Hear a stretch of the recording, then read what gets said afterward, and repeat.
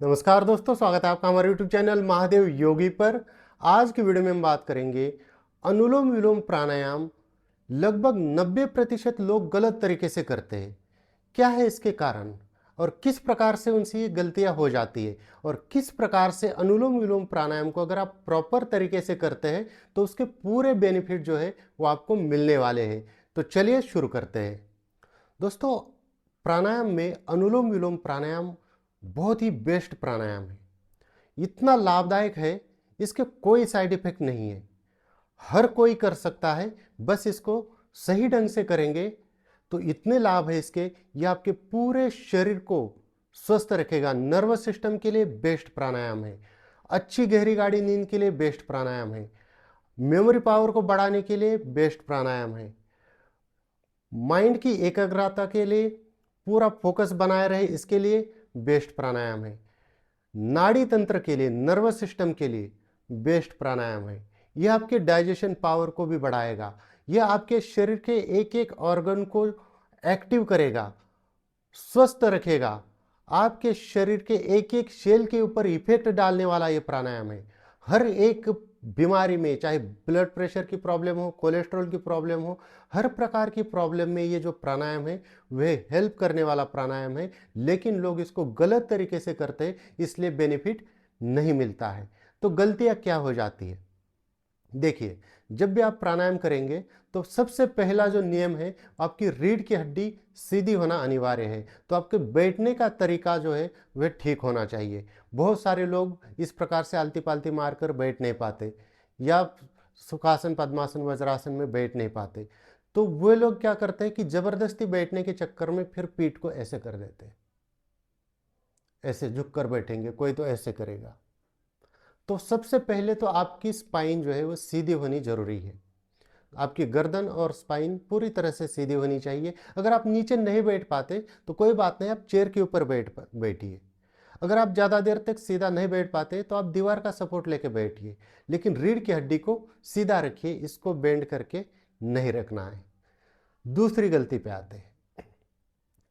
प्राणायाम करते वक्त आप हाथ की जो आपकी पोजीशन होगी, राइट हैंड तो यूज करेंगे नोस्ट्रल को बंद करने के लिए, खोलने के लिए। लेफ्ट हैंड से आप कोई भी मुद्रा लगा के रखिए, चाहे तो इस प्रकार से ये मुद्रा लगाइए। तो इससे बेनिफिट क्या होगा कि आपका मन जो है एकाग्र हो जाएगा, फोकस हो जाएगा, और इस मुद्रा का भी आपको बेनिफिट साथ में मिलेगा। और दूसरे हाथ की जो पोजीशन है, वह गलती ये करते हैं लोग कि बहुत सारे लोग ऐसे करते,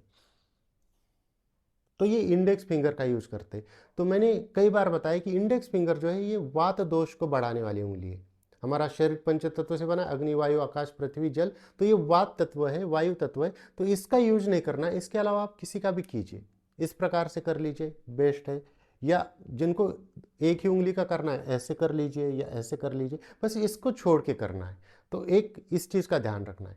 दूसरा क्या होता है, जब भी अनुलोम विलोम करने जाते हैं, तीसरी गलती पे आते हैं। अनुलोम विलोम करने जाते हैं तो लोग क्या करेंगे, कर तो रहे हैं, आंखें खुली है, ध्यान कहीं और है। कोई कुछ काम कर रहा है, उसको इशारे से इशारा करते रहेंगे, तो उनका पूरा फोकस तो वहीं पर है, प्राणायाम पे है ही नहीं। तो जब भी प्राणायाम करेंगे, आप अनुलोम विलोम में आंखें बंद कर लीजिए, ध्यान को आज्ञा चक्र के ऊपर लगाइए, और हर एक सांस को फील करते हुए शांति से, आराम से, एक चित्त होके जैसे आप सांस को भरेंगे, तो पूरे शरीर को एहसास होना चाहिए कि आपके शरीर के अंदर नया ऑक्सीजन आया है, आपके शरीर में ऑक्सीजन की मात्रा बढ़ रही है। फील होना चाहिए कि सांस जब आप ले रहे हो, जब सांस आपकी बाहर छोड़ रही होगी तब उसको फील करना चाहिए, पूरी तरह से आपके लंग्स खाली हो रहे हैं। जब आप सांस को अंदर होल्ड कर रखेंगे तब फील होना चाहिए कि ऑक्सीजन आपके शरीर में ऑब्जॉर्ब हो रहा है, आपके शरीर को लग रहा है। तो पूरा शांति से एक चित्त होकर, आपके माइंड में भी कोई विचार नहीं चलने चाहिए सिवाय सांसों को फील करने के। तो इतना एक चित्त एकाग्र होकर जब आप प्रॉपर तरीके से आराम से करेंगे तो इसके बेनिफिट आपको बहुत मिलेंगे। अब आते हैं पांचवी गलती पे। पांचवी गलती क्या करते हैं कि अनुलोम विलोम करना किस प्रकार से ये पता ही नहीं, इसलिए ऐसे ऐसे करने लगते हैं। जोर जबरदस्ती सांस को खींचेंगे, जोर जबरदस्ती सांस को छोड़ देंगे।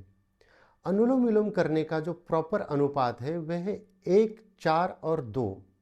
आप योग के ग्रंथ उठा के देखिए, हर उसमें अनुलोम विलोम का तरीका यही लिखा गया है, यही बताया गया है और यही बेनिफिशियल भी है।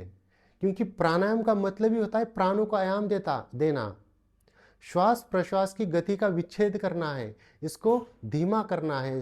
श्वास प्रश्वास यानी कि सांस लेने और छोड़ने की गति को धीमा करना है, इसको रोकना है, यह प्राणायाम है। ये नहीं कि आप जैसे नॉर्मल इंसान 1 मिनट में 12 से 17 के बीच में 16-17 सांसें आजकल का इंसान ले रहा है, तो आप 1 मिनट में 25-30 बार करें तो वो प्राणायाम कहाँ से रहा फिर। आपको सांसों की गति को धीमा करना है, आपके शरीर में ऑक्सीजन लेवल बढ़ना चाहिए। जब ऑक्सीजन लेवल बढ़ेगा तो आपका एक एक ऑर्गन अच्छी तरह से कार्य करने लगेगा, आपका ब्लड शुद्ध हो जाएगा। तो इसके लिए इसका जो अनुपात है 1, 4, 2, यानी कि सांस को लेने में जितना टाइम लगता है उससे 4 गुना रोकना होता है और डबल टाइम निकालने में लगाना होता है। जैसे मान लीजिए 5 सेकंड आपको सांस को भरने में लगे तो 20 सेकंड सांस को अंदर होल्ड करके रखना होता है, कुंभक करके रखना होता है और 10 सेकंड उस सांस को निकालने में लगाने होते हैं।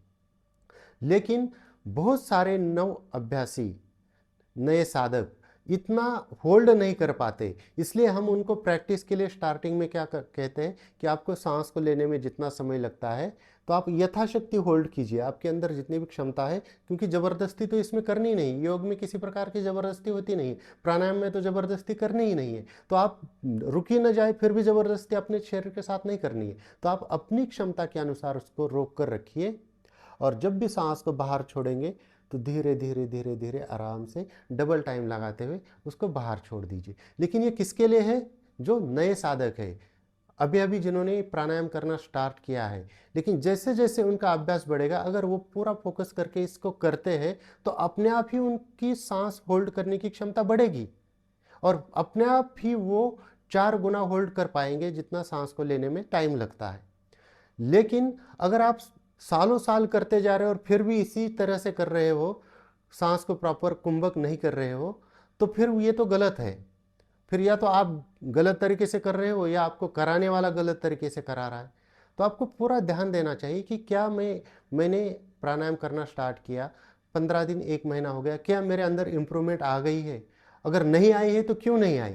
क्योंकि मैं तो सही तरीके से कर रहा हूँ, फिर इम्प्रूवमेंट तो आनी चाहिए थी। तो कहीं ना कहीं गलती तो हो रही है। तो इसको थोड़ा सा ध्यान रखते हुए आपको इस प्राणायाम को प्रॉपर तरीके से करने की तरफ ही जाना है।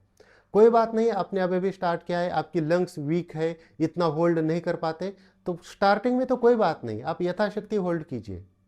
लेकिन जैसे एक छोटा बच्चा चलना स्टार्ट करता है तो शुरू में दीवार पकड़ के चलता है, इसका मतलब ये नहीं होता कि जिंदगी भर दीवार को पकड़ के ही चलना है, ये तो सीखने के लिए है। उसी प्रकार से इस प्राणायाम का जो कुंभक है यानी कि अंदर जो रोकने की है, वो स्टार्टिंग में तो ठीक है यथाशक्ति, लेकिन धीरे धीरे आपकी वो कैपेसिटी बढ़नी चाहिए ना।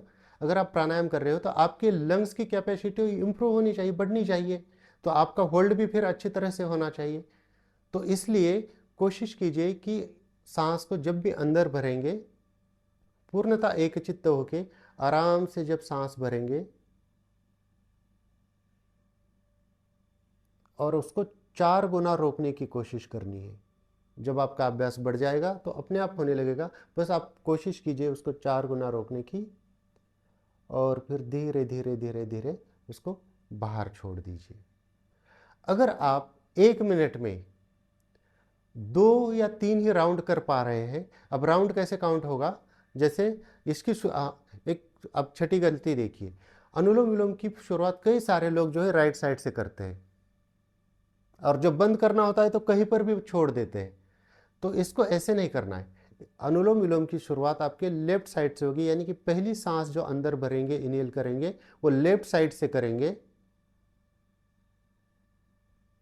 यथाशक्ति होल्ड करने के बाद या 4 गुना होल्ड करने के बाद राइट से इसको धीरे धीरे जब आप बाहर निकाल देंगे तो फिर राइट साइड से ही अंदर लेनी है, फिर होल्ड करना है, कुंभक करना है और लेफ्ट से धीरे धीरे धीरे करके बाहर निकाल देना है। इसको एक चक्र माना जाता है। तो आप इसको जब खत्म भी करने वाले हो, जब आप 5 मिनट अनुलोम विलोम करेंगे तो स्टार्टिंग यहाँ से कीजिए, जब आपको एंड करना है तो आखिरी सांस लेफ्ट से ही छोड़ के आपको एंड कर देना है, खत्म कर देना है। पहली सांस लेफ्ट से ही लेंगे और आखिरी सांस लेफ्ट से छोड़ के ही इसको बंद कर देना है। अगर आपका अभ्यास बहुत अच्छा है तो आप देखेंगे आप 1 मिनट में आपका एक ही राउंड हो जाएगा। जिनके लंग्स वीक है उनको थोड़ा सा हो सकता है कि ज़्यादा कुंभक ना कर पाए, तो उनके थोड़े से ज़्यादा हो जाएंगे। लेकिन आप अगर 2-3 राउंड भी आपके 1 मिनट में हो रहे हैं तो आप काफ़ी अच्छी तरह से इसको कर रहे हैं, समझ लीजिए। लेकिन अगर आप इसको 25 बार कर रहे हो 1 मिनट में, तो फिर इसका बेनिफिट अगर आप चाहेंगे तो मुझे पूरा बेनिफिट मिले, तो वो नहीं मिलेगा। और फिर आप योग को या प्राणायाम को दोष देते हो। दोष फिर आपके गलत तरीके से करने का है, तो सही तरीके से करना बहुत ज़रूरी है। तो याद रखिए, सबसे बेस्ट उत्तम प्राणायाम है। अगर आपको 100% लाभ लेने हैं तो पूरी तरह से एक चित्त होकर शांत होकर आराम से शांति से प्रॉपर तरीके से कीजिए और फिर इसके चमत्कारी बेनिफिट देखिए। तो दोस्तों, ये थी कुछ जानकारी अनुलोम विलोम प्राणायाम के बारे में। इसी प्रकार से और जानकारी के लिए हमारे चैनल को सब्सक्राइब कीजिए, इस वीडियो को लाइक कीजिए, अपने दोस्तों के साथ शेयर कीजिए। स्वस्थ रहिए, मस्त रहिए। धन्यवाद।